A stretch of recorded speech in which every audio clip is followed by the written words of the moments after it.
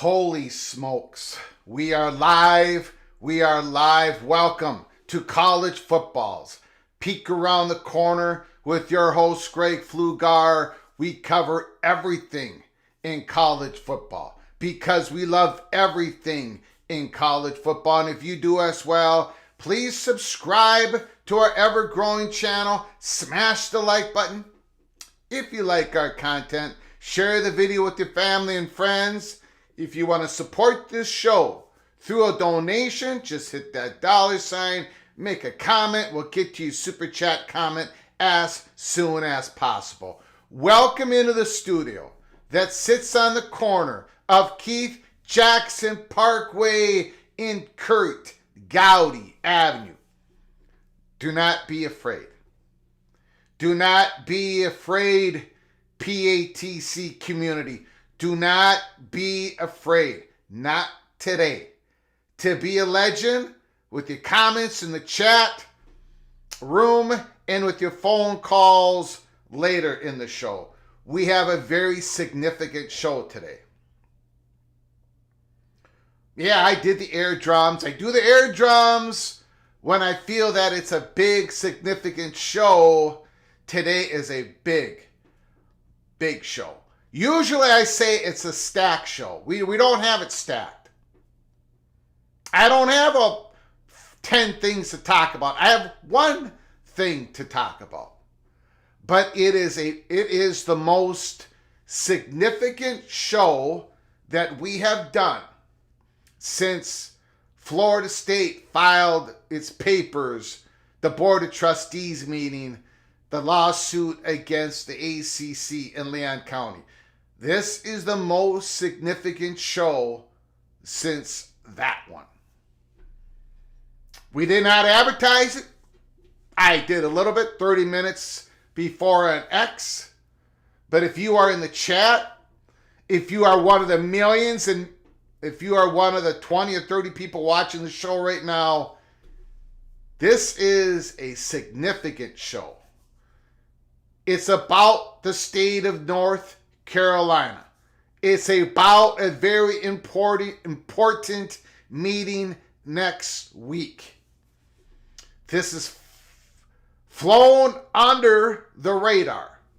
Well, not for the PATC community, but we did not know this meeting was going to happen next week at about 1:29 p.m.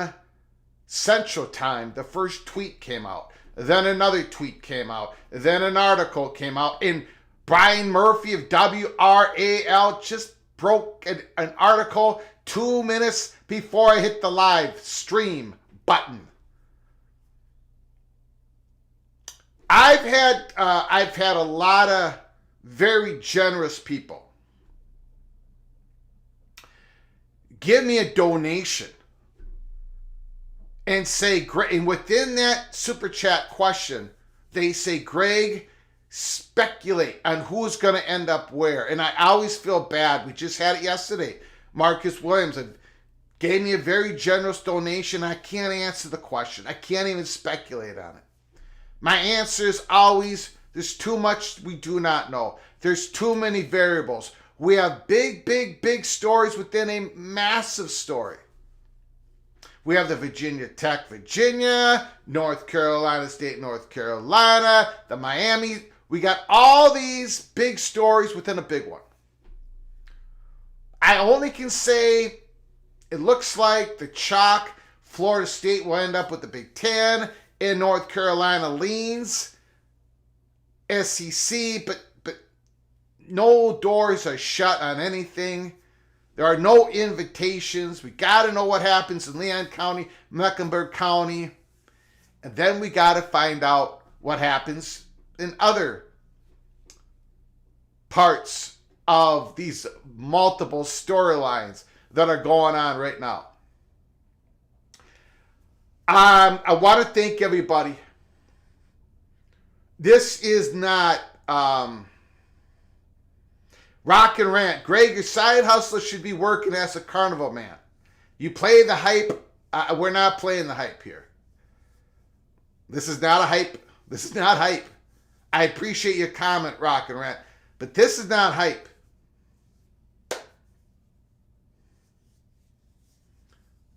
This is a massive story. Massive. Next week is a massive week. Wednesday is a massive day within the massive week. And I know most people in the chat don't know what the heck I'm talking about. We're going to get to it.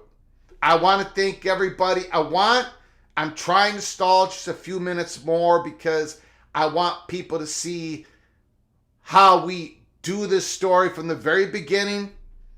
Skull Ducky, thank you for coming on in. Just let me take a minute to thank everybody who's come on in. James Foster, The Walking Geek, John Bennett, buckle up. Skull Ducky, Kirk Bender, Jeff Jorgensen, R. Webb, holy smokes. Randy Taylor, Nathan Campbell, Caden's dad, JD Turtle. Carson is in the house.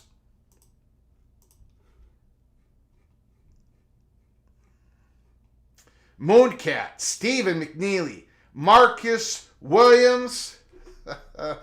Thanks for coming on in.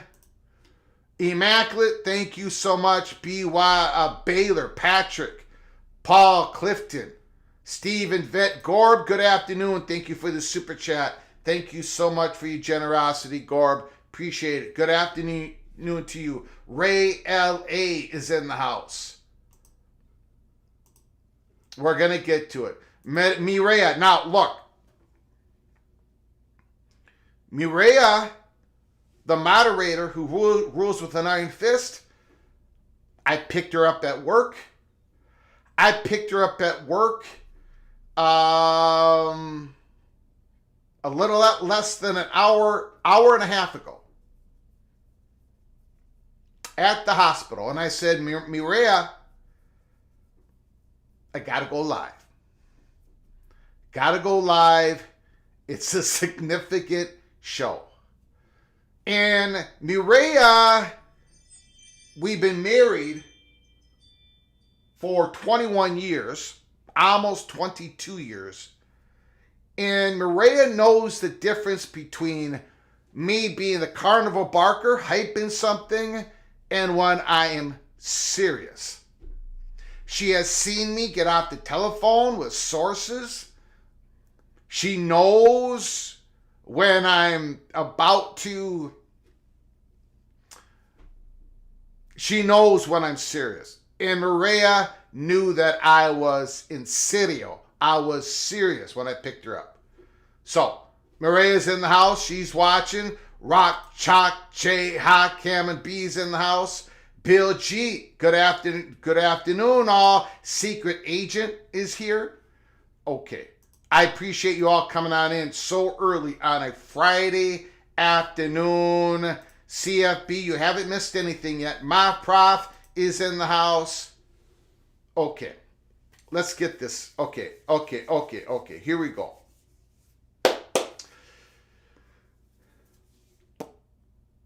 Late last year. In fact, I'll put up the original article. Again, some of you are going to roll your eyes. You're going to say, Greg, you always repeat. Get on to the new stuff. We have new people joining this channel all the time. And I don't want them to be in the dark when we get into the meat of the discussion for today. So we're going back in time. Brian Murphy, WRAL. This was an article back in October, November, December. This was updated, I think, the third week of December. This was an old article. The board that oversees the public universities in North Carolina wants a chance to weigh in on potential conference affiliation changes by athletic departments at those schools. A UNC system board of governors, I'm not going to go through this whole article. I'm going to skip through 99% of it. I'm just trying to set the table up here. A UNC system board of governors committee will discuss Thursday, again, this was months ago, a proposal to require schools to provide notice of and a financial plan for any agreement which will result in the constituent institution transferring, leaving, or joining an athletic conference association. Remember we talked about this? The move is designed to enhance oversight of the intercollegiate athletics program according to the public assessment of the proposed revisions. The proposal would also require the chancellors to make available certain athletic-related agreements to the board. Okay. Today. Now, this is a tweet that Brian Murphy put out at 1:29 p.m. I'm telling you guys, this is a very significant show. Massive. Next week is massive. There's things coming at us from all different angles. PATC community, you got to keep your head on a swivel, man. Brian Murphy wrote in October, this is him, wrote in October. That was part of the article that he wrote in October, but it was updated in December. Just for complete transparency, what I read you right there, I think was the updated article in December. Don't matter. It doesn't matter. Wrote in October about proposed UNC Board of Governors to have more say over conference affiliation changes. The board may take up the proposal at next week's meeting. Previous reporting. The proposal, again, a tweet 12 minutes after that original tweet, this afternoon. The proposal before the board has been tweaked slightly. I don't know about the word slightly. I think it's been tweaked a lot. We're going to get into it. We're going to do a deep dive into it. Like nobody else. College football, peek around the corner. You know how we do it. If we're going to go into something, we go all in. the fat guy from Minnesota, goes all in on a subject.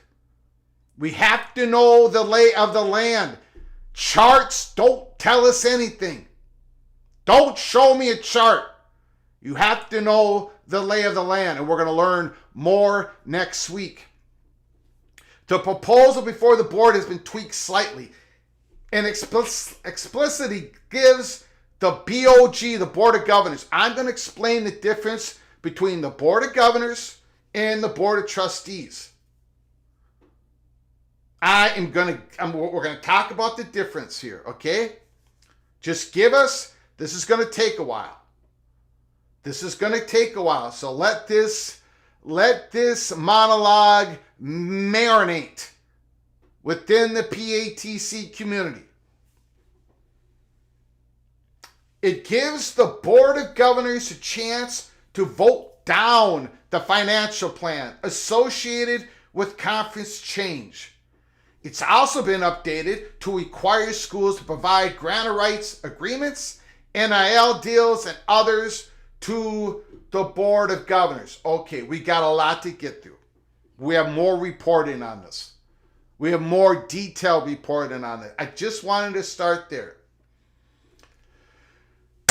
So, we've been talking about University of North Carolina. Just try to hang with me on this, okay? Just be patient.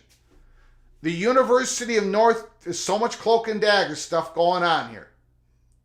The University of North Carolina's system president is Peter Hans. He oversees 16 different public universities. We're only going to focus on 2 of them today. North Carolina Chapel Hill in North Carolina State. Okay? He is the one, Peter Hans is the one, that named North Carolina's current interim chancellor, who is Lee Roberts. Okay? Who probably, odds are the chalk is, at some point he's going to become permanent, but that is not a done deal. We've been talking about it, peek around the corner. We've been on the phone. We got multiple different sources. We've been reporting to you that right now, when it comes to conference affiliation, if North Carolina has to leave the ACC, they're leaning SEC. Keep that in mind as we talk about this, okay? However, when we say that North Carolina is leaning SEC, the Board of Trustees is leaning SEC if there is a change in conference affiliation. The Board of Trustees. And we're not going to go into the deep thicket. I was going to go into the deep thicket on this, but there's been more reporting on this story. So we've got a long enough monologue as it is. And I want to get your comments and phone calls as soon as possible. So here is the simple version of it. The Board of Trustees, some of them are appointed by the Board of Governors. The Board of Governors oversee, along with the UNC president, system president, they oversee all these institutions. And then the Board of Trustees and the Chancellor oversees each particular institution. The Board of Governors a lot of them are named by the North Carolina State Assembly, whatever you call them, the state capitol. Again, we're not going to get into the deep thicket on that. The Board of Trustees of the University of North Carolina is different than the Board of Governors of the UNC system. The Chancellor of North Carolina the interim was named by the UNC system president, Peter Hans. Peter Hans, who's gotten more and more power as he sat in that chair, now the Board of Governors, who is his people, they're about to grab potentially about to grab even more power. And the vote is this Wednesday. I believe it's this Wednesday. The meeting is this Wednesday. And we're going to go a deep dive on. The proposal is that not only can they now, when it was written up in October, it was they could weigh in to the okay, let's say North Carolina. Let's say Florida State, a deal gets done with the ACC next week. It's not going to happen. Let's just pretend it is. Bam! $250 million, Florida State out the door, whatever. Now North Carolina wants to join the SEC or the Big Ten or whatever. They have to submit if this proposal passes next Wednesday, they have to submit a plan, a financial plan, an impact plan to the Board of Governors, to the university system president. And again, we're going to go through the details of it in a second here. Now, they've tweaked it to where before, when it was written up in October, they could weigh in on the plan. Now they can vote it down. In other words, ladies and gentlemen, next Wednesday, we are on the precipice of seeing a power shift in the state of North Carolina when it comes to realignment. In North Carolina is the biggest domino. North Carolina State could very well, by Wednesday, by Thursday next week, be absolutely politically tied at the hip of North Carolina. Let's get into more specific details on this reporting. Just a quick article. We got a couple articles. I'm going to go as fast as I can. But I want everybody to understand how important next week is. How important next Wednesday is. Because this is the biggest domino. Florida State is the tip of the spear. But North Carolina is the biggest domino. And it affects so much that could happen. This is from Corey Dean. Updated this afternoon. UNC Systems Board. That's the Board of Governors. That's the system president. Considers empowering itself to veto athletic conference realignment. I love the title of this. Because when you read all this stuff, you might get lost in the weeds. Essentially, ladies and gentlemen, this title is correct. This title is correct. The UNC System Board, the Board of Governors, you got to understand, they have interest in looking out for North Carolina State. Not to mention how powerful Raleigh, not to mention how powerful that region of North Carolina State has become in population growth. But anyways, let's just go. There's one part of this I want to get to. Then I want to get to Brian Murphy's article that just was released. Raleigh. UNC System Board of Governors Committee next week will consider giving the system president and the board the power to prevent universities from changing athletic conferences according to a meeting agenda. We're going to get to that. The move comes as conference realignment dominates discussions around college athletics. The ACC voted last year to expand its membership despite objections by UNC Chapel Hill and two other league schools. NC State initially stood with UNC in an objection to expansion, but flipped its vote, allowing the three to add schools Stanford, University of California, SMU.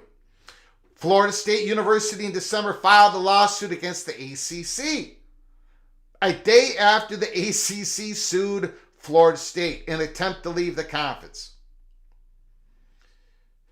The proposed policy change, which is on the agenda for the board's University Governance Committee meeting Wednesday, would require chancellors across 16 university systems to give the UNC system president, currently Peter Hans, as we've been talking about for months, advance notice prior to executing any agreement which would result in the constituents institutions transfer, removal, or joining an athletic conference association. Such notice would need to include a financial plan. Okay, we talked about all this before. If the president approves the financial plan, he would then submit the notice and the plan to the Board of Governors. The Board of Governors could then choose, but would not be required, to hold a vote on the financial plan. If the board were to vote down or vote against the plan, the chancellors would not be able to move forward with a conference move unless they present or receive approval for a new financial plan by the president and the board. The current policy requires chancellor, we're not going to go through the current policy. Changes to the previous version of policy. A previous version of the proposed policy was included on the committee's agenda at October meeting for information only, but there was little, if any, discussion from the board members. This is the PATC money shot of this article.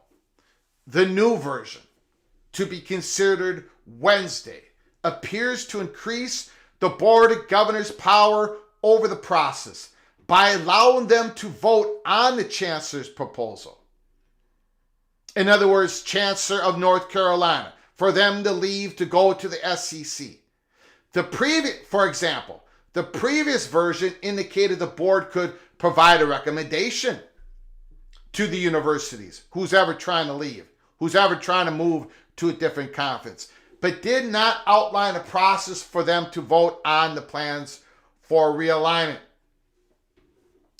Listen to this. Peter Hans, the UNC system president, told reporters after a Board of Governors meeting in November that the board members at the campus and system levels enjoyed discussing athletics, but noted at the time there was no impending action that would cause us to move quickly on the issue. You guys understand what so Peter Hans in November said, the members at the campus and system level, right? They enjoy discussing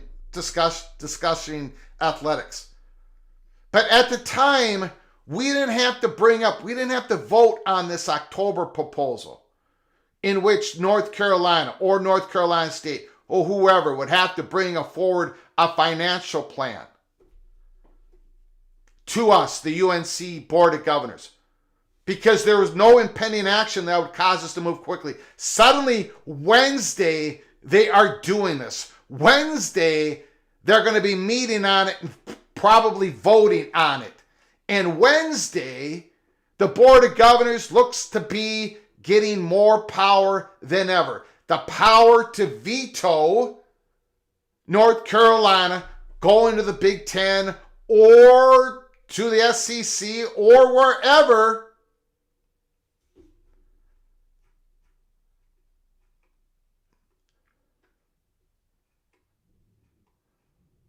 Okay. I'm gonna get off of that article. Now, basically,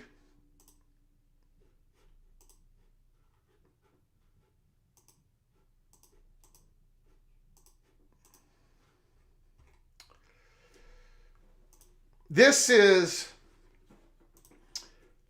it's very difficult for you to read on your screen there, but this is basically the agenda items. This is what they're going to be voting on. The chancellor shall provide the president advance notice prior to executing any agreement which result in the constituent institution transfer, removal, joining of an athletic conference. If you go down to B here, if the Board of Governors votes down the financial plan, the chancellor, let's say at North Carolina, may not proceed with the proposed action unless the chancellor presents a new financial plan for the president's approval. Basically, all this is saying is the Board of Governors, they have the veto pen. The UNC system president, the Board of Governors, can veto a move. If this gets voted on next week, Wednesday, they have the power to stop North Carolina from going anywhere. North Carolina State, I'm going to say it, I'm going to be blunt about this. North Carolina State cannot be negatively impacted. That's what all these words mean, ladies and gentlemen. North Carolina State cannot be negatively impacted by any decision North Carolina makes on the conference realignment decision for the Board of Governors to truly give North Carolina the okay. That's how I'm perceiving it. That's how the two people that are able to reach out before we did on this live show are perceiving it. We're going to learn more about this on Wednesday when the vote comes on. I just want to show you one other thing. I got more to show you. Let's put it this way. In North Carolina, Mitchell Northam, a journalist, wrote his observation. And I would agree. Take a look at this. My read on this is that if approved, the BOG, the Board of Governors, which is appointed by the GOP-controlled legislator, would essentially have control over North Carolina in North Carolina's future in conference realignment. And then Brian Murphy says that's exactly what it means. So you can read the agenda. You can dissect this as all that you want, but that's what it boils down to. Wednesday, all indications are, remember, they talked about this in October. They talked about this in November. Brian Murphy had an updated article in December, and suddenly they're quickly voting on it this Wednesday. And they're voting on giving more power to the Board of Governors, which means more power for the interests of North Carolina State. Now, and again, we believe, we've been told, we reported to you all for the last, I don't know how many months. Right now, the Board of Trustees leans to the SEC if a conference affiliation, if North Carolina can move to a different conference. The Board of Governors, who are appointed by a GOP-controlled legislator, they want more power. They are going to be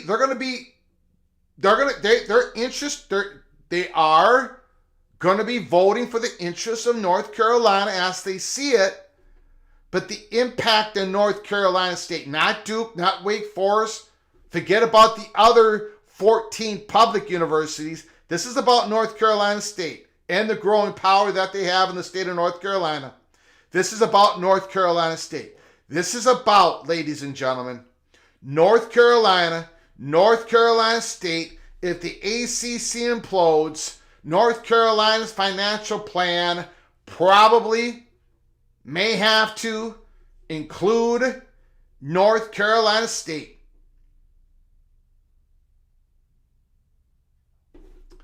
Okay, one other thing. With this article was just released minutes before we came on live, so I haven't gone through it. We're going to go through it together. I'm just going to try to find if there's any more new information. Then we're going to get to your comments. Then we're going to get to your phone calls. Again, this is the biggest domino. What happens in North Carolina if the ACC implodes? Well, it's gotten a whole lot more complicated. We thought it might get more complicated for North Carolina last October, November, December. But now we're about to all find out next week, next Wednesday. And they're having the vote next week. Suddenly. What is that telling you? What is that? They better have their ducks in a row. The Board of Governors, North Carolina, this UNC system president, they want their power pretty quickly. Let's see what reporting. WRAL, Brian Murphy, who's done such an incredible job reporting on this story. UNC system president board could stop UNC, North Carolina State, from changing conferences. They could keep them right there in the ACC no matter what happens. Unless it benefits both of them, right? Right? Tell me how wrong I am once again in the chat, but that's what all this is spelling out. Brian Murphy, North Carolina or North Carolina State won't be able to leave the ACC without approval from the UNC system president and its board of governors under proposal to be considered by the board next week. The policy change would allow either the president or the board of governors to stop a conference change, regardless of what North Carolina's board of trustees vote on, regardless of what Lee Roberts thinks, the chancellor of North Carolina, who was named by Peter Hans. Peter Hans is the guy with all the power. Okay. It comes at a time when Florida State is challenging the conference in court, and the biggest brands in college athletics are concentrating in two major conferences, the SEC and the Big Ten. The initial draft of the policy change was first considered in October, giving the president the opportunity to weigh in. The current version, they're voting on Wednesday, January 24th. The current version gives the president and the board explicit power to approve or thwart a move. The meeting is in Raleigh, North Carolina. It will be first considered by the University Governance Committee. A lot of this is the repeat. UNC, North Carolina State are chartered members of the ACC. The Board of Governors has 24 members. They're appointed by NC House Senate to staggered 4-year terms. The Republican leaders of those chambers told WRAL in August that UNC, North Carolina should be conference foes. Let's just be straight with this. And again, you can disagree with me in the chat or with the phone calls when we open up the phone lines. But ladies and gentlemen, North Carolina and North Carolina State, the heavy chalk is they're either going to remain in the ACC, implosion or not. But if there's an implosion, and we think there is going to be an implosion, North Carolina State are still going to remain in the same conference. So if North Carolina is going to the SEC,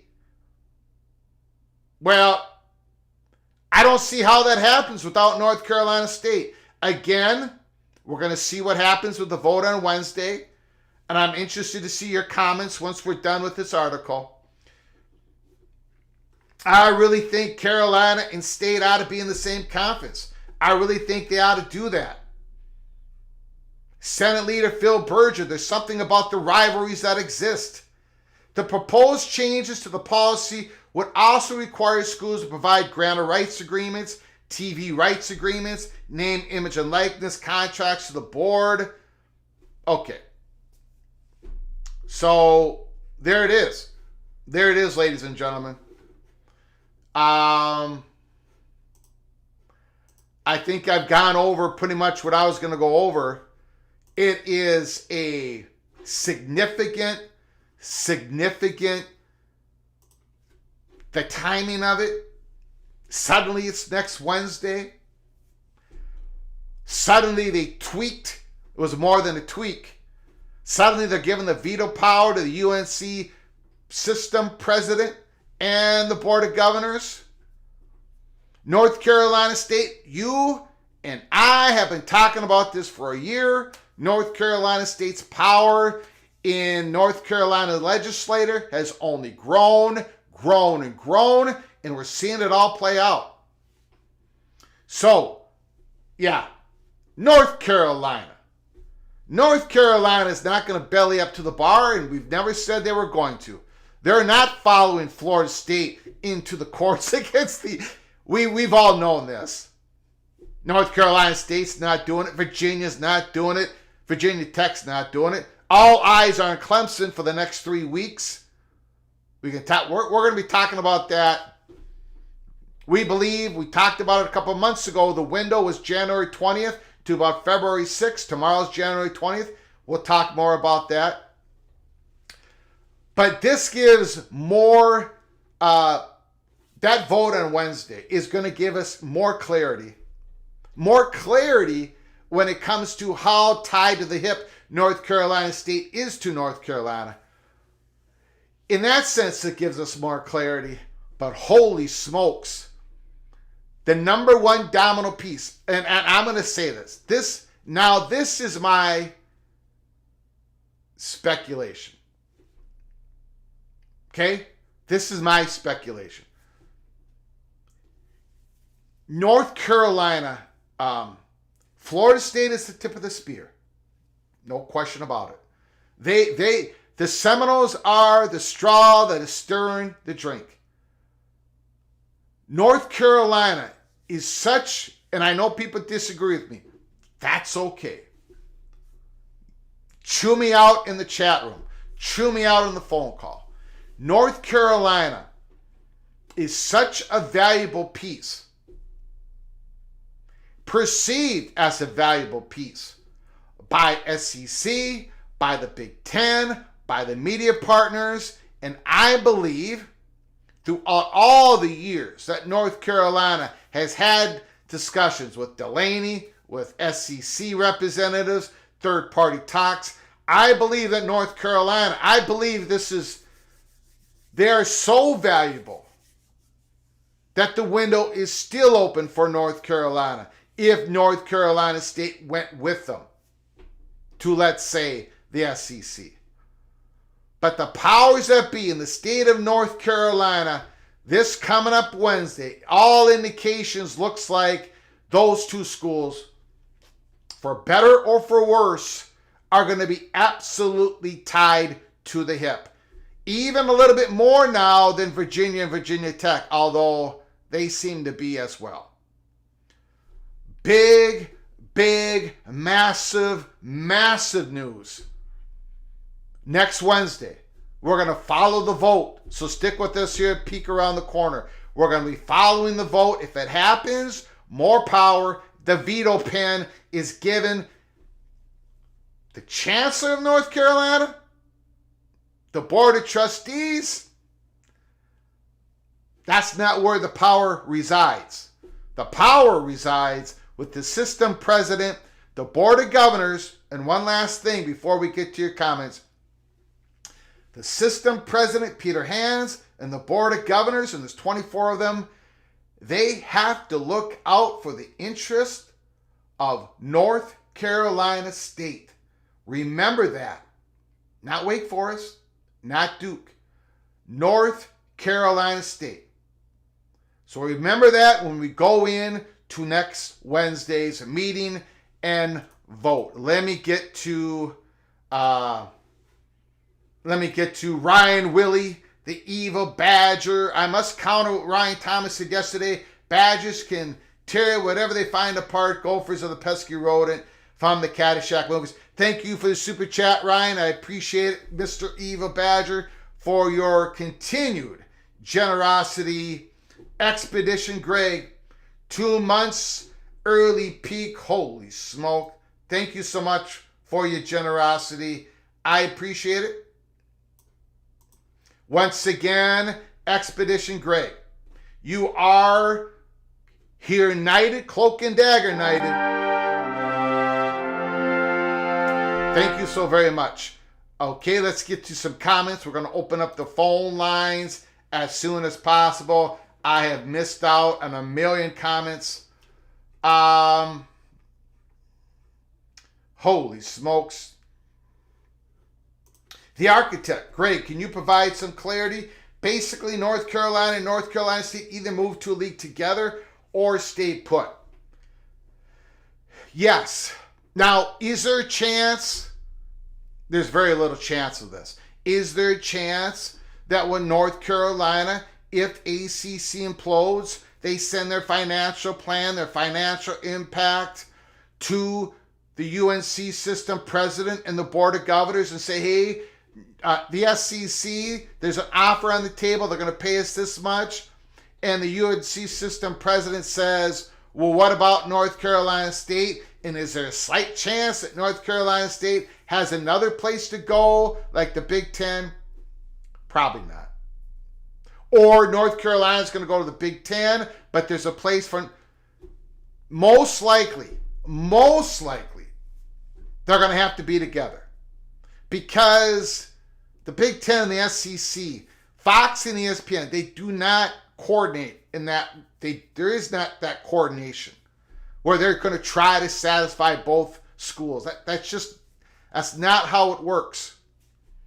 So I'm going to give you my very strongly held opinion on that question. They're going to stay put together or they're going to go somewhere together. Now, is there a chance that North Carolina can slip through the back window and go to the SEC without North Carolina State joining them? I suppose. But the chances of that happening crash through the floor if the vote goes the way we all think it's going to go this Wednesday, giving the system president and the board of governors more power than ever to veto the move. Kenneth Maynard, living in North Carolina all my life, I'm not shocked. Carolina State are tied to the hip, best for the state at large. You get both, you own North Carolina. Thank you, Mr. Pirate. Thank you for the super chat, your generosity.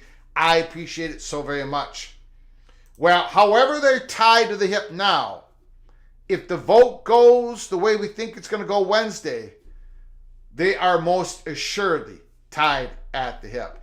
I'm going to open up the phone lines. Let's do it. The phone lines are now open. 763-260-1333. 763-260-1333. For those who have just joined us, massive news. Massive news.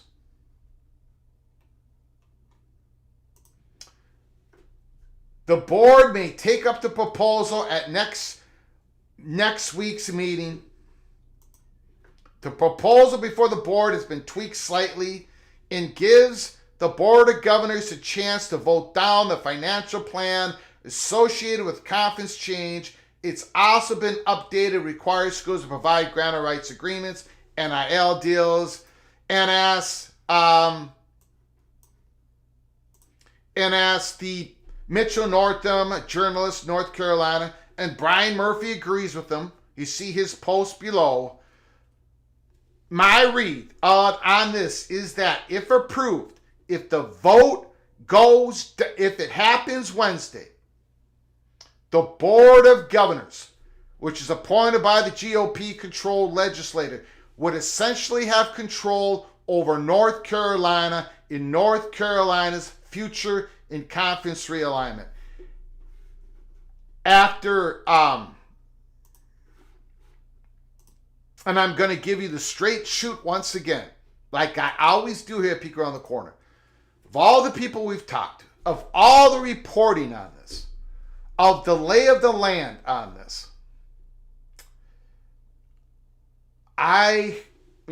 We always say things could change, but I find it almost impossible.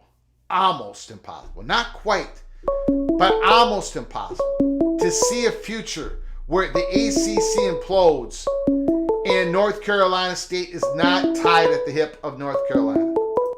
Call from crab cakes and football. Crab cakes and football. Mr. Terrapin, the floor is yours. What do you think of this big, massive story? A vote next Wednesday. Well, I think Sankey is going to have to decide if he wants Virginia or if he wants North Carolina, because everybody was speculating. I mean, I never heard him actually say it, that he wanted to get Virginia and North Carolina and kind of take Virginia Tech off and North Carolina State off, or vice versa. And now if he's, because the SEC's not big into huge expansion, that's why they're really slow to act, although they did take Oklahoma and Texas pretty quickly, which I don't blame them there. But, I just think when it comes down to it that if they make the decision, I'm just going to stay with the SEC, I'm going to leave the Big Ten out of it, that they want North Carolina, they're going to have to vote to take North Carolina State. I think they just say we're done and not worry about Virginia at that point, or even Florida State or Clemson. I mean, maybe they make a case for Florida State or Clemson as, secondary backup, try to win them over and get them into the SEC before the Big Ten does if they become available. But if North Carolina is their prize and the little brother, NC State's got to come along with them, they're already at 16. That's going to be 18, and if they take two more, that'll be 20. They have to choose Virginia Tech, which would be new territory, that word, for them, or they would have to go south and pick up two places where they already exist in South Carolina and Florida with FSU and Clemson. And I've already heard enough from that there's at least 3 hard-nosed, possibly 4 about them 2 schools. So I think this is a huge development. I think it puts Sankey in a really awkward position. I think it puts Petiti in even a more awkward position, because we all know his big prize is Notre Dame. They're not making a move anytime soon. So he's probably going to have to sit on it even longer. And if he does go for Florida State, grab him if he can get him, and maybe one other, and just end up with 21 if Notre Dame ever comes along. But if NC State is forced to go, or is tied to the hip with UNC, that takes both big properties for the SEC and the Big Ten, and you just got to make room for them. And the Big Ten has less room than the SEC, but and I don't think they would go to the Big 12, not unless they were forced to. So you're right. It's a massive development. You can see as you play it in your mind how this can affect everybody else, everything else. Yep. I don't know, like what is the valuation of a North Carolina and North Carolina State to the SEC, ESPN? How would they look at it? They better look at it. I'm sure they are. I'm sure they're looking at all type of scenarios. But if this vote goes down Wednesday, and I'm going to be honest,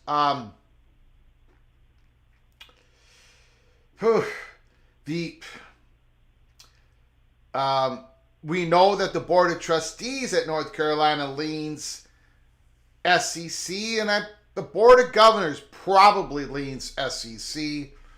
So we're looking at North Carolina and North Carolina State as a combo to the SEC as the chalk if there is an ACC implosion. And then again, then you got to look at, what happens in the court, right? Florida State, what happens in the court? Are they able to get a settlement with the ACC? Is it for $250 million? And let's say North Carolina can do that as well. Now suddenly North Carolina and North Carolina State are going to the UNC system president going, it's going to cost us $250 million each, at $500 million. You got that to look at too. But the UNC system president now has the power, or is going to, if the vote happens next Wednesday. Right. It changes everything. Because, if we go back in time a little bit to the SEC, when they first expanded Texas A&M and Missouri, they were going to go for, I think it was for Clemson is who they really wanted, and ESPN said, no, we want to get new territory. Let's go out further out west, and they went to Missouri, and they snagged Missouri with Texas A&M. That's the story that I heard anyway. I don't know if that's 100% true or not, but that's what I've heard. And then later in life came Texas and Oklahoma. But now, with everybody tying everybody at the hip, you got to take big brother, little brother, whichever way you look at them. And in my opinion, NC State's more cut out for the SEC than the UNC because academics and everything else. Mm-hmm. And just like I would think UVA's more cut for the Big Ten than the Virginia Tech is because of academics and everything else.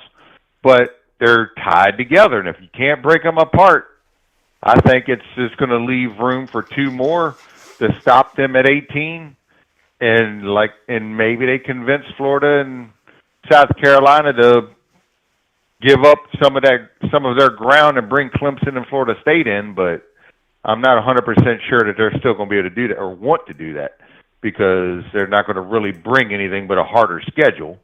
So, I mean, they're not going to bring much more money, I don't think. Yeah. Because they already own that area. And it's not a big TV market. At least Clemson isn't. So, I don't know, Greg. As a Maryland fan, if I had to honestly put my drawing board down and say, okay, if I was Petiti and I was trying to, or even, Damian Evans trying to figure out who I'd want to vote for, with this development, I would go ahead and try to get Virginia Tech and UVA, since that's more in the footprint of Maryland and rate bumps up against the Big Ten footprint, and just let UNC, NC State, and the other two. And if they can get one of the others, great. But if they can't, then, I mean, you're not supposed to be that far south anyway. You're the Big Ten. You're up north. So, that would be my guess. But, if they did get them three, Virginia Tech, and FSU, that would definitely stop until Notre Dame joined, if they ever did. So, all right, that's my point. You got it. I appreciate the phone all right, call. Man. Thanks for coming on in. Appreciate it. I got to navigate Atlanta traffic, so I better go. So. All right, later. Crab cakes and football. Great call, Chris Hughes. This helps the SEC. The SEC doesn't want to expand.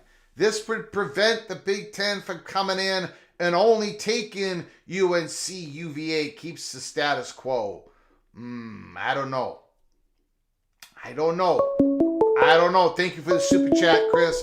I appreciate it.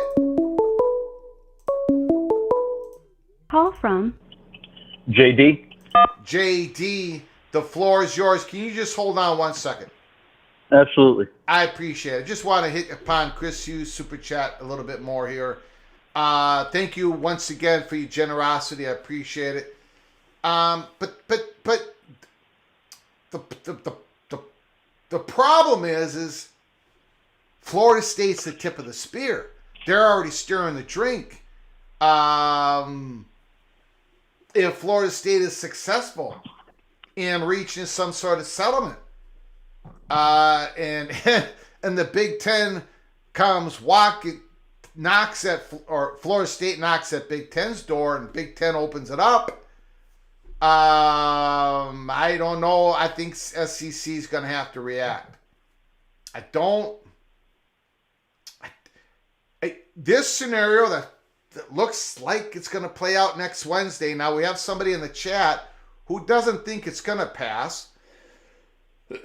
I can't find the comment. I don't know. I think it is going to pass because if you have the opportunity, the Board of Governors to get even more power, they're probably going to take it. They've gone down this road. Kenneth Evans says it's not going to pass. I think it is. We'll find out Wednesday. Thank you for your patience, JD. Mr. Seminole, what do you think of this news? It sounds like Wednesday, North Carolina, potentially voting, the state of North Carolina, the Board of Governors, the system president will have veto power over any potential move from North Carolina. And they oversee the interests of North Carolina State. It looks like the Tar Heels and the Wolfpack are going to be tied at the hip starting next Wednesday. What do you think, sir? Well, there's 3 or 4 different fronts to consider this.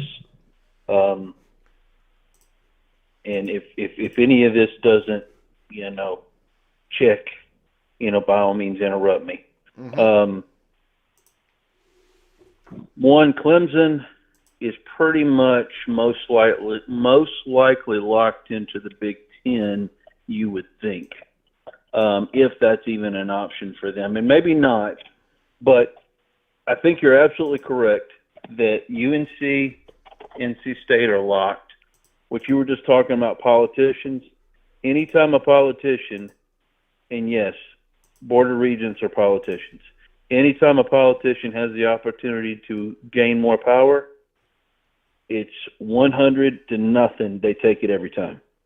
Mm-hmm. And so they definitely, if a lot of the representatives that you talked about are NC State alums and so on, they are not going to let NC State get left behind. So, yes, I think you're right. The chalk is those two are tied together. So, If you take your realignment in the let's put a board up that's the ACC board, okay? You know that now North Carolina and NC State are going to be locked together. And most likely UNC and Virginia Tech are locked together. So that's 4, okay? Do you really see the SEC going to 22? I mean, because if they really want Virginia, they're going to have to take Virginia Tech. If they really want North Carolina, they're going to have to take NC State. Yeah. Do you really?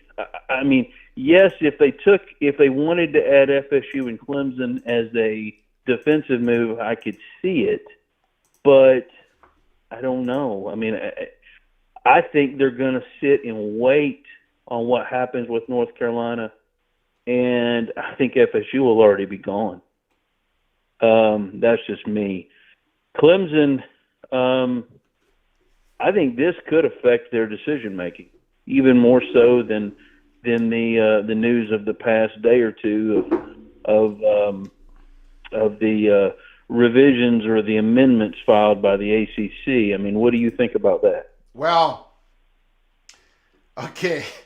Let's go down that rabbit hole. Let's do it. Let's just do it. We're down so many rabbit holes, gopher holes today. JD, how do I even begin? It's your show. You have all the time in the world. Well, yeah, but I don't want to this is already big enough. We already have like a steak. We're eating a steak. I don't want to pile on a big old lobster. Or maybe I do. It's Friday night. Since I'm the fat guy from Minnesota, maybe I will pile on the lobster right next to the steak. And I talked to Nathan Brown about this, Big 12 rivals. They had Doug Rohan on their show a couple of days ago. And what really struck me, what really hit me, what rattled my cage is when Mr. Rohan talked about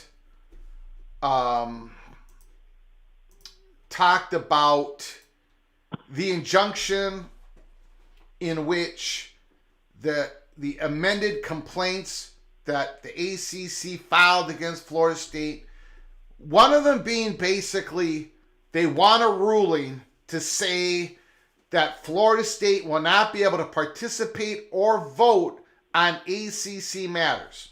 Okay? Yes. There is a February 15th or 16th winter meetings, ACC winter meetings. Okay? Yes, sir. Now, Doug Rohan said if ACC is successful in doing that, then basically they've also succeeded. If they're successful in making that Florida State cannot participate or vote on ACC matters, the ACC would also be successful, willing or not, in speeding up the process, because the judges, according to Doug Rohan, and I'm speaking of I'm a non-lawyer, so I hope I'm not mangling his statements. But in essence, the judges are not going to want to have Florida State subjected to the conference for a long period of time if that Absolutely. ruling happened. In other words, the ACC is actually, if successful, are speeding up this whole process. And maybe the ACC wants this process to be sped up. In other words, maybe the ACC is interested in either, from their perspective, in either an early knockout where the gore is validated in Leon County and Mecklenburg County, and they're going to get a clean, quick knockout, or if they don't get the clean, clear, quick knockout, they're going to get a quicker settlement than I think most of us believed. So I said all that. Hopefully that made some sense. And then I'm just going to put this up on the screen, JD, once again, and then I'm going to give you the floor. But in this article today, Peter Hans, in November, when he was talking about, he says Hans told reporters after the Board of Governors meeting in November that the board members at the campus and system level, that's the Board of Governors, that's the system president, we enjoy discussing athletics, but noted at the time in November there was no impending action that would cause us to move quickly on the issue. What he's talking about is that on that October proposal, they didn't have to move quickly in November. They didn't have to move quickly in December. But suddenly, out of nowhere, Wednesday, January 24th, they're moving quickly on the issue. So you combine that with what Florida State's doing, what the ACC just did. I don't know. It's maybe this is all happening at a quicker pace than a lot of us believed, or as I believed. What do you think, JD? It's been said by some people that are talking to insiders at FSU that it'll be done sooner rather than later. Yeah, you have some people on the boards, but I also know of a couple of people that don't necessarily frequent those, and they tend to believe from what they're hearing this won't drag out for 2 years. They're hearing stuff behind the scenes that we're not privy to. Now that could change. Nothing's a done deal. But it's just, yeah. I heard one theory that the ACC has to. Well, I'm not even going to go down that road because it's so complicated. I'll have strings going everywhere. Yeah. But yes, sir. It's just seeing all this play out. You're exactly right. FSU was the tip of the spear. Now, North Carolina's it may be the biggest domino. Is Clemson the next domino? They may not be the biggest, but are they the next? Are they going to want to challenge this? Does the ACC really intend to enforce all this, or is this just something that they feel like they're going to lose, but they have to put up the perception of defending the conference and the grant of rights to its other members, and knowing that they're only going to get so much of a buyout, and we can talk. My opinion changes by the day on how much the buyout's going to be, but And if you want to speak to Doug Rohan, message him on Twitter because he'll probably answer you. Yeah. Or if you want to have him on your show, I mean, because Yeah. the other day I had an off the wall question, Yeah. and I sent it to him, and I mean it was like 5 tweets long, and he answered me in about 20 minutes. Yeah. So, Yeah. but yes, sir. Even he has the opinion that even though this could drag out a couple of years, he thinks before start of next season it's going to be decided on what's going to happen. I think the biggest question is, in what I don't know if it's figured out yet, how do they keep the settlement quiet with Florida's sunshine laws? Nobody knows. Nobody knows. If there's a settlement, I'm not sure they can keep it quiet. I think the ACC would love to keep it quiet, but I don't know if that's doable. Yes, sir. Yeah. But I when you started talking about your about all the course of events and everything that's going on, the first thing that popped in my head was, well, North Carolina and NC State are going to the SEC. They're spoken for, and so does the SEC stop with those two? Do they go to Virginia, or do they? Because I don't see the SEC going to 22 or 24. I mean, they don't even really want to go to 18. They're just salivating over North Carolina. Yeah. So I don't know, but because FSU's already started the process, the one that I'm most interested to see right now is does Clemson proceed? Because if Clemson proceeds, I think they feel like they could probably jump into the Big Ten. But because do you think the SEC is going to sit and wait on North Carolina? Yes, I think that's what they want. They want North Carolina. But I mean, or are they going to wait to make any moves until North Carolina comes available? Will they play defense on Florida State? I don't know. I don't. It'd be just all speculation. I think I would. If I had a guess, I'd say they wouldn't play defense and take Florida State. I think they're just interested in North Carolina, whatever they have to do to get North Carolina. But well, see, and I guess maybe I'm. But I'm not shutting the door on the possibility that the SEC could go, oh, no, Florida State, we can't have you going to Big Ten. Remember, there's one thing that the SEC has over the Big Ten, and that is in their in their future media contract that starts July 1st, 2024. There is a pro rata clause. So if Florida State, signs a $250 million check and they're free of their grant of rights and now they can seriously talk with the SEC and the Big Ten, and Greg Sankey says, I don't know what's going to happen with North Carolina State, whatever. But you know what? SEC presidents, we can. Florida State can get a full share right away. They offer that to Florida State because none of the SEC presidents, athletic directors, and all their boosters and sponsors don't want the Big Ten to come down to Tallahassee. And then Florida State says, ooh, geez, we can get a full share at SEC. Oh, by the way, Tony Petitti, what can we get from the Big Ten? And if it falls short of that full share, I don't think it would. But if it does, then suddenly Florida State has a decision to make. This is all speculation, though. Again, I say the chalk is Big Ten for Florida State, but I'm not going to shut any door, JD. We just learned more today. Something's going to happen Wednesday. It sounds like North Carolina State and North Carolina are going to be tied to the hip. We'll just take it as it comes. That's my father would say.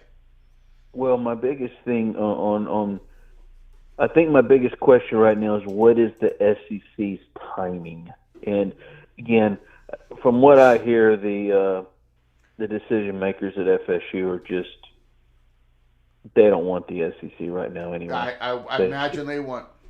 They just don't. I think it's Big Ten, it's just Big Ten for them. But right now the biggest thing is the SEC's timing. The ACC could implode, and are they going to make moves? I just don't think they make any moves until North Carolina is available. I don't think they do a thing until North Carolina is available. I don't know, JD. There's been a lot of cloak and dagger in regards SEC and North Carolina. Okay, so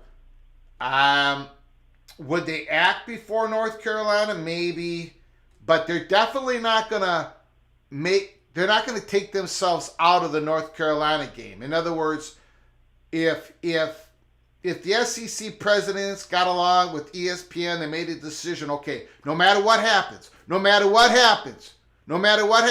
only going to expand with 2 schools.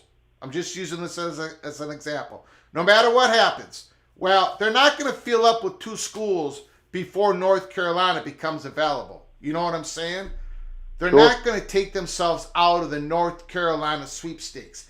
They have spent way too much cloak and dagger stuff that's gone on over there, which I cannot get into the details because I don't want to burn sources, but we were way out ahead on this.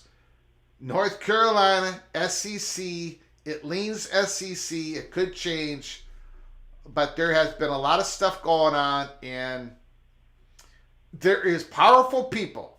This story, JD, that happened today, it's going to happen Wednesday. There is powerful people at North Carolina that is going to be looking at the interests of North Carolina State, and they're about to institutionalize that. They're about to make that real next Wednesday. So SEC, if you're going to belly up to the bar, you're probably going to have to buy a drink for North Carolina and Mr. Wolfpack sitting next to him. You're probably going to have to buy a drink for both. Are there any other universities in North Carolina that can tether themselves to the other 2? I know isn't Duke and Wake Forest both private universities? This is just a North Carolina. For the part that we're interested in, this is just a North Carolina State story. Duke and Wake Forest are not a part of this. And the other public universities, really good universities, but they're not a part of this story that we're focusing on. I was just curious if the ACC would have any influence on trying to sway votes to just tie everyone together, all 4 of them, and then that more or less. Yeah. If those 4 stick around, that secures the future of the ACC. I was just kind of curious, but. Yeah. Like I said, I'm not really offering much. I'm asking more questions on this call. I appreciate the phone call, Mr. Seminole. Yes, appreciate you. Have a great time. Call again, sir. Love you, man. All right.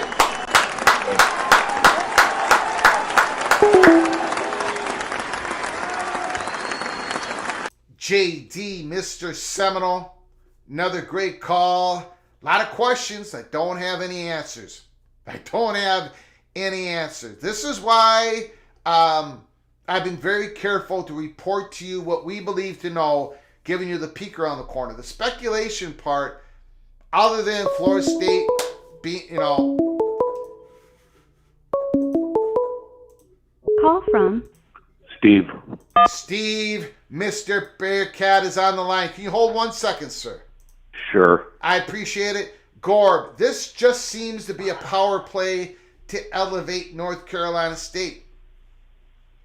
Yeah, for those in power in North Carolina, in the legislature, Raleigh, North Carolina, a booming part of the state, yeah, they're flexing their power. If the vote goes the way we think it's going to go on Wednesday, it's a big day for North Carolina State, an absolutely big day. And I think it might be slightly a pretty good day for Clemson. We'll get into that more later. Thank you, Gorb, for your generosity, for your super chat. I appreciate it so much. Mr. Bearcat, I thank you for once again, your patience with me. The floor is yours, good sir. No problem, Greg. How soon does Virginia Tech do the same thing that North Carolina State's about, or North Carolina's about to do next week? I mean, great question. Great question. I don't know. Yeah, you would think they would follow suit, but Yes, you sir. never know. I just months ago when I was calling you, I kept bringing up when the Pac was going through what they were going through. I kept bringing up, and I still believe it, and I may be wrong when it's all said and done. I think by the beginning of the 2026 season, I think everybody's going to be where they should be. I think that whatever network or networks are going to put down money for this new college football playoff, they want to know what's what. They want everything as settled as possible. And I know that's kind of a gray area, as settled as possible, but I just believe that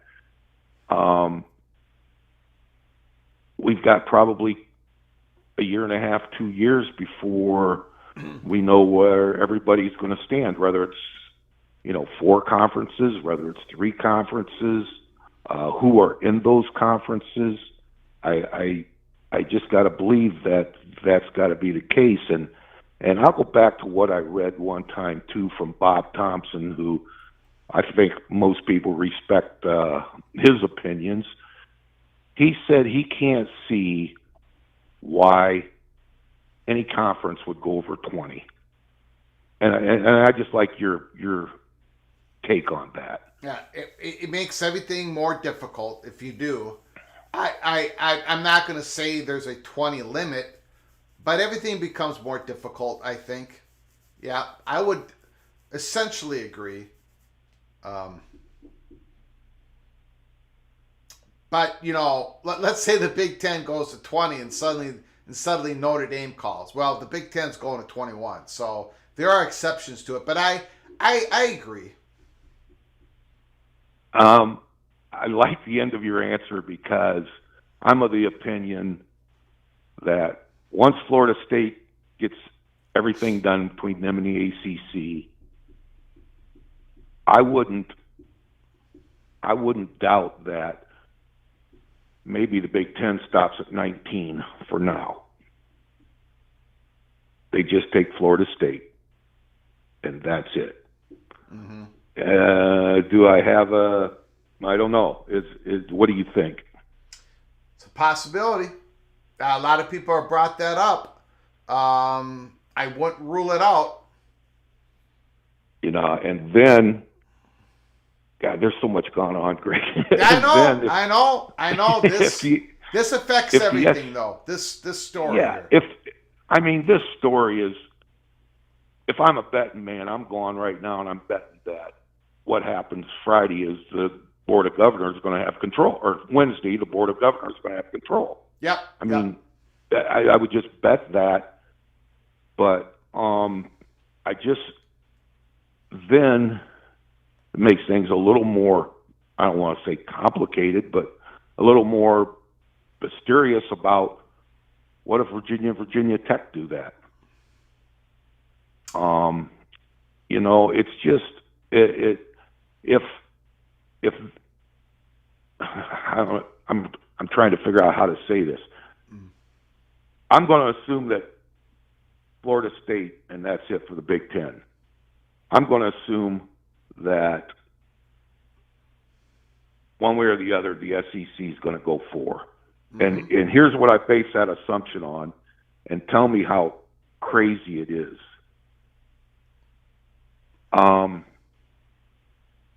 ESPN basically got ACC, SEC, everybody knows that. ESPN's got that clause that they can just say, we'll take 4 out of the ACC and we'll just tell the rest of them, here's the money you're getting. Mm-hmm. You know what I'm saying, Greg? Yep. Okay, you guys lost 5 teams. Here's what we think your value is now.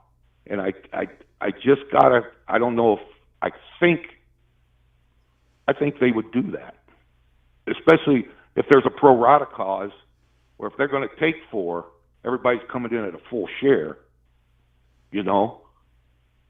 And ESPN's sitting there going, okay, we still got them. They're still in the SEC, or, you know, now they're in the SEC. Price of doing business with those 4 schools just went up. So the price of business with the rest of the schools must go down. Does that make sense? Yeah, it does. You know, that's I don't know why I'm, you know, I just think that could happen. And I just think that the Big Ten would be happy with 19 and let Notre Dame be an independent for as long as they can survive as an independent. And then when they come in, you know, after the new NBC deal's done with Notre Dame, and they say, okay, and now we're at 20. You know, now Big Ten's at 20. I guess the next question I have, Greg, going through all this, is if Florida State goes Big Ten, 4 goes to the SEC. I don't know if 4 will go. Maybe only 2 will go. And the ESPN comes and exercises that clause. Do the rest of the leftovers who could possibly move to the Big 12 say, we can't do that. We can't afford that. We can't take that, you know, we can't take that money. And you know, let's assume it's $20 million, Greg, like, you know, in that neighborhood, like the Pac-10 was going to be. Who that's not a part of the SEC or the Big Ten left in the ACC is going to say, oh, yeah, we're going to stick around for that money. Well, again, though, we don't know how much those ACC schools are going to get when it comes to who's leaving and how much they're paying out, right? All those ACC schools are going to be are going to have a good windfall. And maybe with that windfall to whatever the ESPN offers them after you know, the ACC gets poached, maybe that is enough for an ACC conference to survive. It's hard to know because we don't know the payouts. If the payout's 200, okay, that's you know, that's $1 billion, right? My math's right. That's $1 billion if 5 teams leave. Okay. Now, you don't think there's going to be unbelievable infighting with SMU, Cal, Stanford, and the rest of the ACC teams about who's going to get what from this windfall? Yeah. That'll be crazy too. And then they're going to say, well, okay, we only need 8 teams. You know, let's count 1, 2, 3. Do we still have 8? No, we got to go get Tulane, Memphis, and UCF or USF. You know, and then I just I don't know. I don't. When you do the math on $1 billion and 5 teams leave, and oh yeah, Notre Dame's going to be there and say, hey, you know, we still play football here, or we still play 5 games in football, and we still play every other sport. We want our cut too. I don't know, Greg. Yeah. I don't know. That's what makes me think they're going to have a tough time surviving. Yeah. I just, you know, as a quote, and I know everybody doesn't like to use this term anymore, power conference. One of the big 4, whatever you want to call them, economy 4, but I just think they're going to have a tough road. I really do. So anyhow, that's my 2 cents worth. I just sat around and think about this stuff too much because you come on YouTube too much. But anyhow, all right. Have a good day. Appreciate it. Thank you, Mr. Bearcat.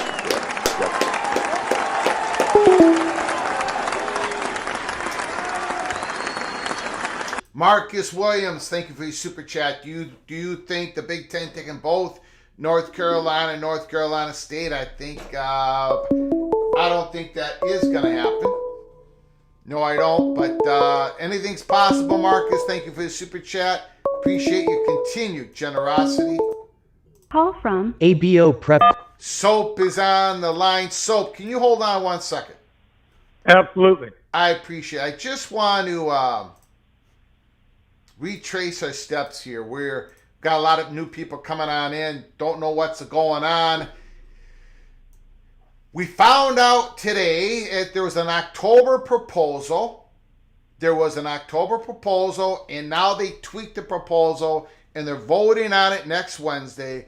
The Board of Governors, not the Board of Trustees for North Carolina, the Board of Governors, who oversees, along with the UN system president, Peter Hans, they oversees 16 public universities in the state of North Carolina. They're voting this Wednesday, and basically it's going to vote to give the Board of Governors and the system president the veto pen.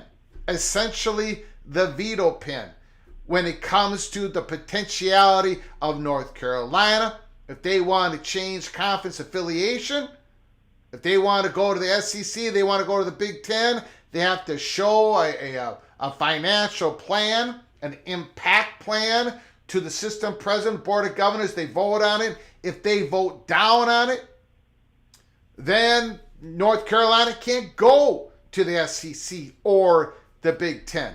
In other words, the Board of Governors, the system president, they don't only hold the interest of North Carolina, Chapel Hill. They have the interest of North Carolina State. They overlook North Carolina State as well.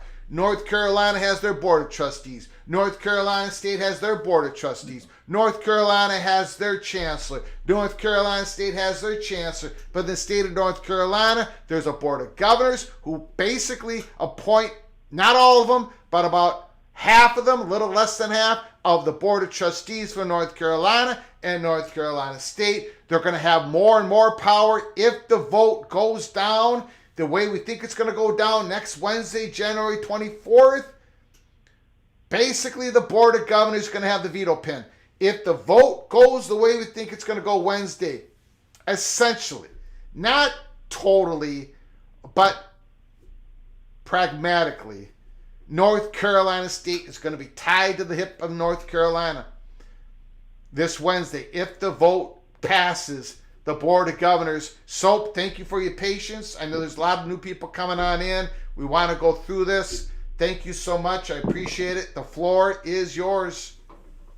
Thanks, Greg. It's great to talk to you. I'd like to submit to you and the PATC community a opposite or a challenging view upon the way that you read the tea leaves, if that's Got okay. it. No problem. Okay.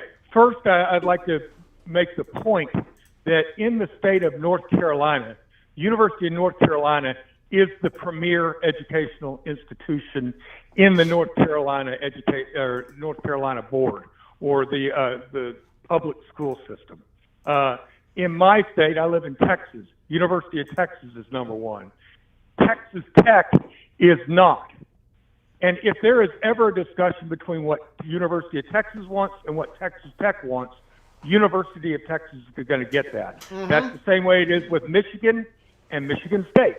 And whatever state you live in, there's probably a premier institution and then a secondary one. And that's the way it is in North Carolina. North Carolina, University of North Carolina, UNC, is the premier public institution in the state, and North Carolina State is secondary to that. Now, based upon what you read earlier, the Board of Governors in the state of North Carolina do not have the right to veto a change of conference on any reason except the financial plan submitted. They cannot veto them because North Carolina is not going along. They can't veto them because it will adversely financially affect North Carolina State. They can only veto it based upon the financial plan submitted by University of North Carolina affecting University of North Carolina. And there is no way on God's green earth that anyone is going to stand in North Carolina's way from being admitted, let's just say, to the Big Ten and getting 3 times the amount of money they get in the ACC. It's not going to happen. No one has that power in the state of North Carolina to prevent University of North Carolina from going to the ACC, the SEC or the Big Ten. It's not going to happen. It's not going to happen in Virginia. Whatever UVA wants to do, they're going to get. Now, what this plan does do is it pretty much guarantees that if North Carolina is going to go to the Big Ten or the SEC, that the Board of Governors will guarantee that it has to be at a full rate. They're not going to be able to do a deal like SMU did to get into a conference where you put off the money for 8-10 years. They're going to have, the Board of Governors is going to have to approve the financial. That's the only thing they can vote on, Greg, the financial plan submitted. And they will approve or disapprove that plan based upon the reimbursement that they're going to get from that conference. So I submit that to you as really, we're reading a lot into this. The tea leaves have been, it's clear. North Carolina and North Carolina State are not going together. Very unlikely. It's not, North Carolina State is not going to the Big Ten, no matter what. Big Ten's not going to offer North Carolina State anything. The SEC, you know, they might, but I doubt it was going to be because of this rule or this legislation. That's not going to be it at all, because frankly, it doesn't have that power. They don't have that power to do that. I'm sorry, pardon me. No. What it does do is it makes, you know, you've seen already the separation between North Carolina State and North Carolina when they voted on admission of the 3 other schools. North Carolina State voted against admission. North Carolina voted against admission of SMU and the California schools, where North Carolina State, knowing that they're going to be separate from UNC, voted against UNC. They voted for admission. Why? Because they know that they have more power aligning themselves with these new members to vote as a block than they do aligning themselves with the University of North Carolina. You know, I think University of North Carolina is probably going to end up in the Big 12 at a full rate. That Board of Governors is going to guarantee that University of North Carolina or North Carolina State doesn't come in at a discounted rate into the Big 12. It's going to have to be a full rate, and that's the power that they hold. That power, if the not the legislation, but if the rules are passed and accepted on Wednesday. But that's what you read. If you read that, the only way they can legally prevent a school from going to another conference is based upon non-approval of the financial plan. And if that school is going to make 3 times as much money, they have to approve that plan. And you know, everybody in North Carolina who's a UNC graduate is going to want to move to the Big Ten or the SEC. To hell with North Carolina State. That's my take on it, Greg. What do you think? You got it. It's a very interesting take.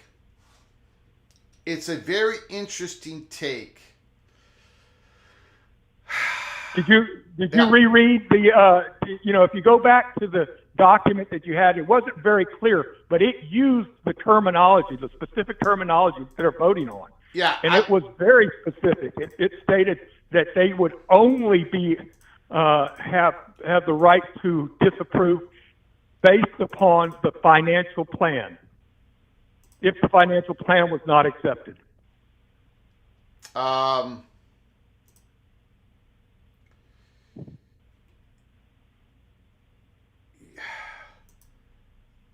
I will go in. Hold on 1 second here. Yeah, sure. No worries.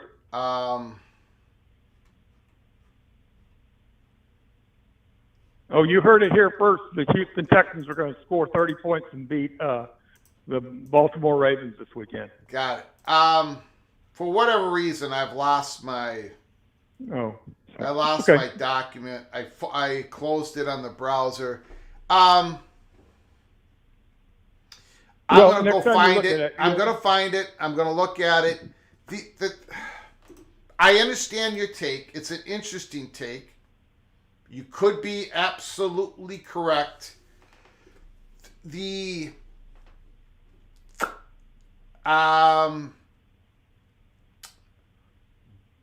But I don't. I read. First of all, I read the proposal in October. I read how it was tweaked.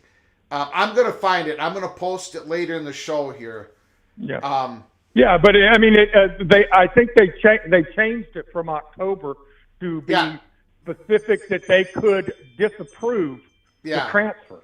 But they were also specific that it could. The only way that it could be disapproved is if the board did not approve the quote unquote financial plan. And that is specific to, taking a discount to becoming a member of another conference. That doesn't mean that they won't use it as leverage. But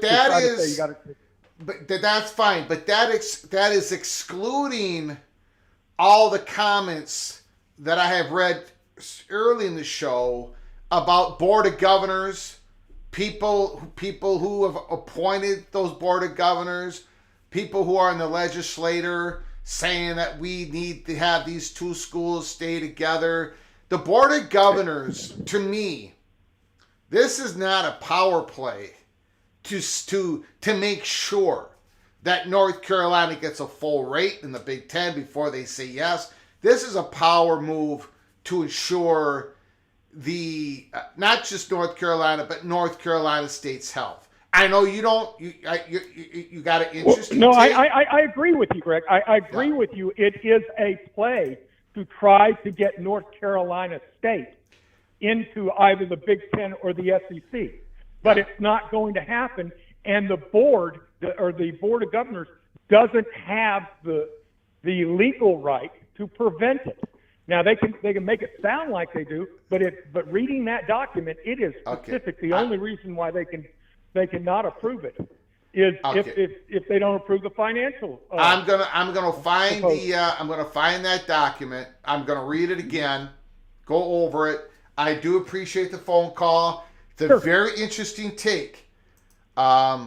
You could be right. I think it's more of a power play than that, but you could be onto something. So, all right, buddy. Well, I sure appreciate the opportunity. Have a great weekend. You got it. Thank you. Appreciate it. To the bride and your mom. You got it. Thank you so much. Great call. Great call. Let me.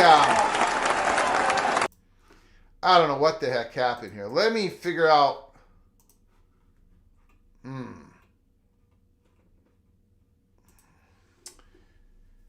Okay, let me read something real quick here.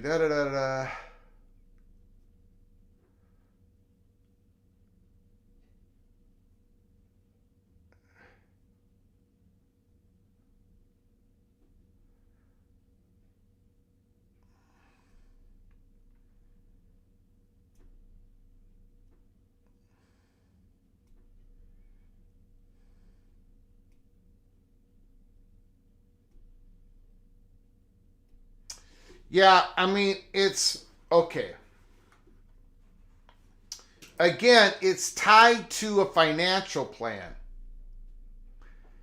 No, I understand what SOAP is saying, because if the president approves the financial plan, the president shall provide the notice and financial plan to the Board of Governors. The Board of Governors may, but is not required to bring the financial plan before the board for an up or down vote. If the Board of Governors votes down the financial plan, the Chancellor may not proceed with the proposed action unless the Chancellor presents a new financial plan for the President's approval or disapproval. All that, yes, that is correct. But, the financial plan, and I'm going to find this other comment here. The financial plan could be that's not going to work, North Carolina, because we're going to put a calimony tax on you. You're going to have to give North Carolina State $10-20 million of that money to leave North Carolina State. They do not want these two schools leaving each other. Call from Attorney Dave. Attorney Dave, the floor is yours. Go ahead. I got to find out some more stuff here. Go ahead. What do you think, sir? Yeah, how you doing, Greg? Doing good. What's going on? Well, I was just going to comment on this situation a little bit with this potential change in these rules, and I do think that the previous caller had a point in that it would be, I think it definitely is leverage for NC State to be able to, and their supporters to be able to use this type of rulemaking power to at least have to take it to that body. But I do think that they would have issue with just denying it based upon what would the impact potentially it would have on North Carolina State, because they have a fiduciary duty to the whole system. Yeah. And so I think this is what we saw in Oklahoma. This is what we've seen in California. This is what we've seen previously, where if one school is going to make a lot more money, the other school is going to still be making the same amount of money. The ability to deny that one school the ability to make more money, they'd be hard pressed under their fiduciary duties, along with the political pressures that eventually start to come. You know, we saw the calamity that happened with Berkeley and UCLA, but they easily could have blocked that situation. And they chose not to because UCLA was going to make a lot more money. And all they'd be doing is blocking UCLA from making a lot more money because, as you were reporting, Cal wasn't going to get in. And you know and I know that the ideal for the SEC is not to take two teams in the state of North Carolina. And then the SEC, I mean, they may or may not, maybe there's some leverage there, but they're not going to put an offer on the table for NC State without going through this process first. And they're going to claim that there's no way NC State's getting in. And I think you'd just be really, really hard pressed to see a board that is supposed to be dealing with the fiduciary duties of those universities say, no, we're not going to allow. But I disagree with the point of saying that North Carolina State's going to make the same money if North Carolina leaves. North Carolina State's going to get hit hard if North Carolina leaves. I think that's why okay, maybe I'm wrong here, but I don't think they're trying to gain this power to make sure that North Carolina doesn't leave any money off the table from the SEC or the Big Ten. The chancellor of North Carolina can do that. The system president put that guy in. Peter Hans put in Lee Roberts to the chair. I think they're grabbing the power to make sure that North Carolina State is as treated as best as they possibly can. In other words, maybe they don't go tied with the hip at North Carolina. Maybe they receive what we're calling a calamity tax. That possibly could be. But I think the power, I think they really want to make sure that North Carolina State is, if it's all possible, right? No, you're right. You're right. It's certainly a move to change the power structure. Yes. And they want to make sure that as much as possible that the leverage is different at that point for North Carolina State, that North Carolina just can't make a decision on its own. At least they know when they're making their decisions that they're going to have to go to this board, and maybe they try to make sure in some way that they're, doing as much as they can for NC State, or be able to say that, to this board, like, hey, we did inquire, or we did invite, or whatever they did to make sure that they had, fulfilled that they wanted to help NC State as well. But I think at the end of the day, the vote will be up and down. Is, do you want North Carolina to make a lot more money, or do you want North Carolina and North Carolina State to both not make as much money? And not to say that they couldn't try to do that. I think that they'd also, it would be a mess at that point. Let's put it this way. I don't think they want to. Let's say North Carolina gets an offer from the SEC, and the board. I think they'd be in a whole lot of trouble if North Carolina left to the SEC and the ACC imploded, and North Carolina State is either an incredibly devalued ACC or if they're in the Big 12. I keep going back to this. It's not just what is said in this document, but it's what's all the power players are saying that are on the board. I'm going to be doing another live show on this, obviously, at least by next Wednesday. And I'm going to have all the comments lined up. I'll be prepared for that. But there's been a lot of public comments saying, yeah, these schools are there. We want them to be, and they are, Attorney Dave. They talked about this in October. They talked about this in November. Peter Hans told reporters, look, there's no pressing need to push on this now. But suddenly there is. Suddenly they're voting on this Wednesday.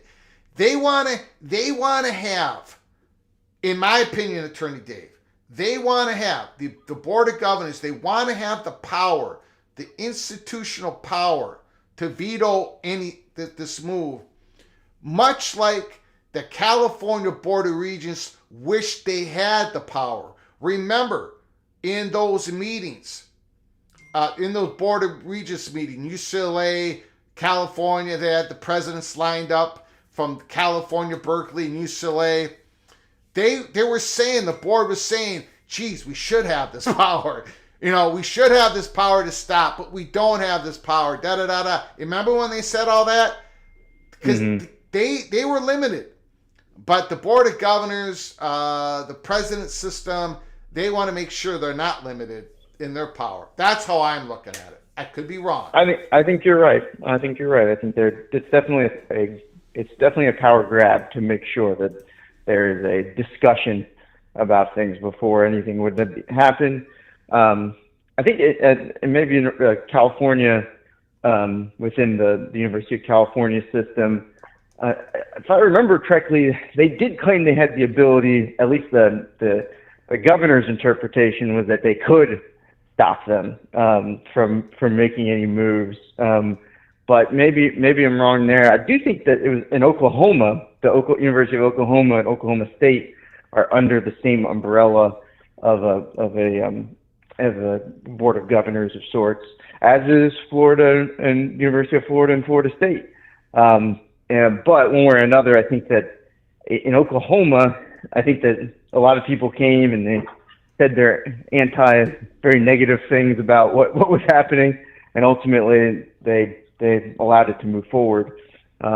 So yeah, it's interesting, and I will just add, and I'll let you go. It's just that under the Sunshine Laws in the state of Florida, any settlement would be public record. Mm-hmm. There's no way around that. Yeah. So if there was a settlement, I think you brought up a really interesting point with the speed of what may happen. If it goes really, really fast, that's to the benefit of the ACC. If it goes, if we have like maybe before the season, upcoming in September, that's kind of a jump ball. But if things move really, really fast, that means there isn't much discovery to be done. All these allegations that were made in the lawsuit concerning Florida State, there isn't really much to back it up, and the judge can make a quick decision based upon what was attached in the contract. It doesn't have to. There's not a long discovery here because there's not much to discover, even with depositions and things like that. So if it moves really, really fast, you're right. That's kind of just like we're moving quick because we think that at this point there's nothing even to discover. Judge, you can make a decision on just the plain language of the contract and move from there. So it is interesting. But thanks for all you do, Greg. And got it. Appreciate it. You have a good night, all right? I appreciate the phone call. Call again, sir. Yes, sir. Beautiful. Absolutely beautiful. Attorney Dave.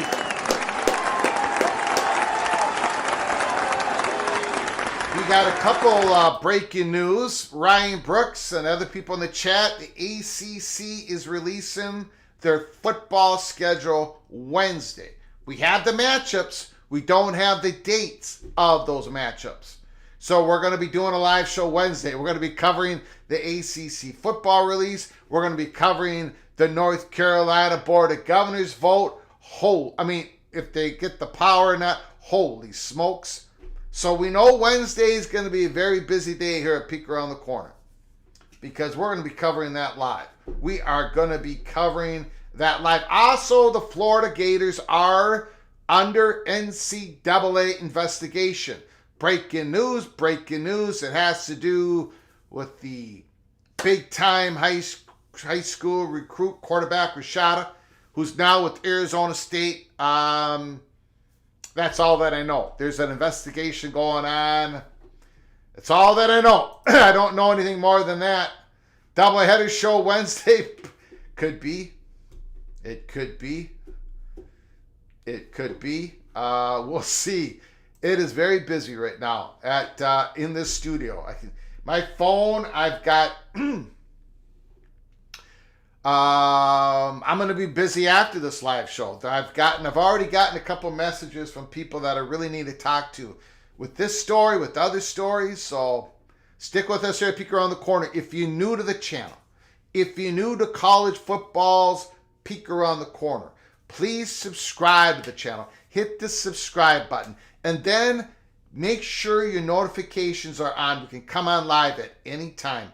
Breaking news, we cover everything in college football, and I mean everything. Smash the like button if you like our content. So thank you so much for joining us. If you're new to the channel, please hit the subscribe button. We cover it all like nobody's business. Nobody's business. The big show tonight was about North Carolina. North Carolina. The proposal going to be voted on Wednesday. Gives the Board of Governors a chance to vote down the financial plan associated with conference change. It's also been updated to require schools to provide grant of rights agreements, NIL deals, and others to the Board of Governors. Also, if you're interested in becoming an early peak Cloak and Dagger member for $4.99 a month, just hit the join button. These are episodes that we drop a couple times a week, giving you the first sign, the first information that we get. We put it on an early peak episode early in the morning. If you're interested, hit the join button. Or for those members that are interested with gift memberships, you can give people in the chat a gift membership, early peak Cloak and Dagger. Hit the join button.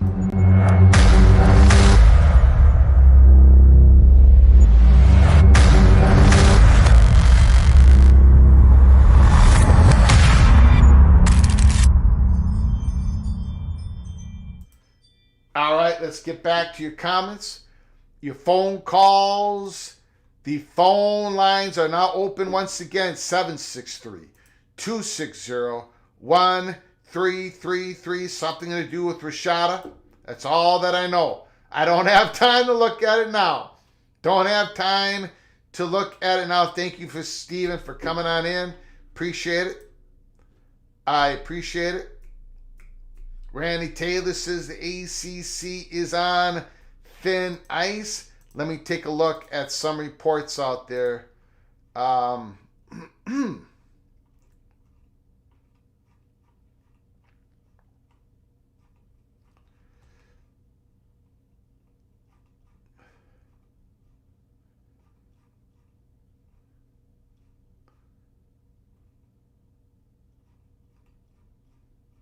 Next Wednesday, the ACC. We got breaking news on Jim Harbaugh.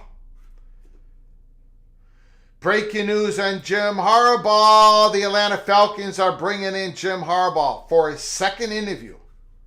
We are under Jim Harbaugh watch. Second interview for Jim Harbaugh, the Atlanta Falcons. And remember, they brought in Bill Belichick for 2 interviews already. We're keeping an eye on that as well. Holy smokes. A lot of things going on. Lots of things going on. Greg, what do you think about Sports Illustrated cease in operations? The final nail is the coffin. I don't know anything about that swimsuit issue. Really, I've never been a big Sports Illustrated guy. Now, when Ross Dellinger had a lot of great articles, great investigative reporter, great college football reporter. I love Ross Dellinger. When he went to Yahoo Sports, suddenly I didn't really keep up on what Sports Illustrated was. But I'm old enough to remember other people picking up the Sports Illustrated magazines and buying them. I was never a Sports Illustrated guy. I was a sporting news guy. I don't know. I'm not sure why. So it's very difficult for... all I heard was they made some incredible big mistakes when it came to how they manage their investments or something like that. But I don't know the real story behind it. But I was never a big Sports Illustrated guy except for Ross Dellinger when he worked there. It's all that I know.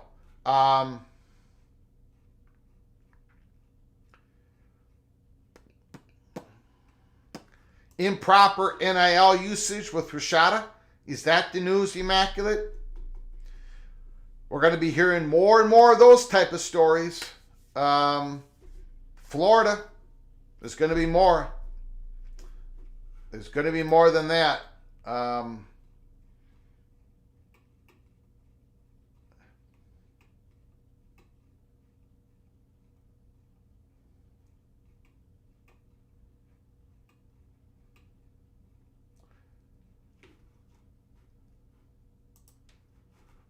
Check to see if there's any more information here, real quick. For those who've just joined us, the story for today was essentially Brian Murphy, WRAL, reported, and other people have reported that October proposal where North Carolina, where the Board of Governors and the UNC system president, they were going to be voting on a proposal at some point where they would weigh in. They would be able to weigh in on North Carolina being able to move to a different conference, being able to look at a conference financial plan. This time it's being reported that there was a tweak in it where they could actually veto the financial plan. Veto the financial plan of a school leaving for the conference. Now, we had a great call by Soap early in the show. He believes that it doesn't make North Carolina State tied to the hip of North Carolina. That it's just a veto pen on a financial plan. That it doesn't really elevate North Carolina State. Interesting take. I have a little bit of a take on it. Only because the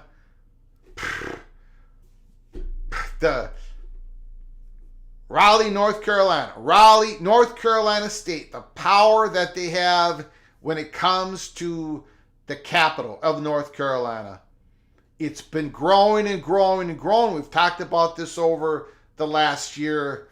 They're coming to a point. Yeah, North Carolina is the big brand, but North Carolina State is wielding their power, and I think they're wielding their power through what we're seeing here with the Board of Governors. I think Wednesday. Now, does this, if it's voted Wednesday that the Board of Governors, the system president, had the veto, does it automatically mean that North Carolina State is going to end up in the same conference with North Carolina over the next realignment wave? No, it doesn't. But it increases the chances that that is going to be reality. That North Carolina State will be wherever North Carolina will be. It doesn't necessarily mean 100%, but it increases the odds. Those are my strongly held opinion. That's what Brian Murphy believes as well. Another guy that we brought up here, reporter in North Carolina, the lady who wrote the article. That's what it looks like. That's what it looks like from us. That's what it looks like from some reporters in North Carolina, multiple ones. We're going to find out. The thing is we're going to find out more this Wednesday when the vote actually happens. We'll see how much power the Board of Governors have and the UNC president. We'll see what happens on Wednesday. We're going to close up this live show. We've been on the air for 2 hours. I want to thank everybody for coming on in. I want to thank the incredible donations, the comments, the phone calls. This is a very significant show. Very significant happenings in the state of North Carolina. Conference Realignment Power is about to shift in the state of North Carolina. A little bit more out of the hands of the institutions and into the hands of the Board of Governors. The UNC system president, Peter Hands, is accumulating more and more power, while the Chancellor of North Carolina, Chapel Hill, Lee Roberts, the interim, is probably going to be losing just a little bit more power. It could be a very good day for North Carolina State Wolfpack coming this Wednesday. Thank you for joining. Before you leave, please, if you're new to the channel, or if you haven't done so yet, hit the subscribe button. Make sure you smash the like button, have your notifications turned on, and keep your head on a swivel. Because we could be coming on live at any time. Keep your head on a swivel. Until next time, from all of us at PATC, to all of you, please, you all take great care of each other. Thank you so very much.